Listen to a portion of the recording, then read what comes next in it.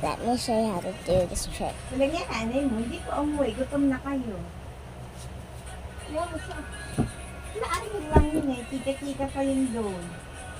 Gutom na din si Ate Mia. Mawawan si Ate Mia. Gutom na. Yes, sir. Gutom ako.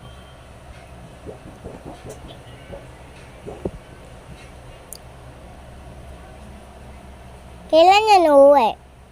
Bukas na. Ala! Eya, ang pasok mo bukas ay alas Ala, I 2. know.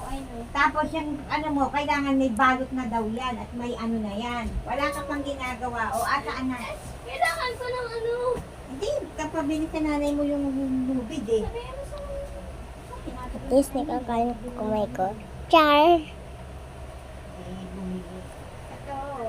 Ito inano niya. Ay, hindi naman kasya. Ay,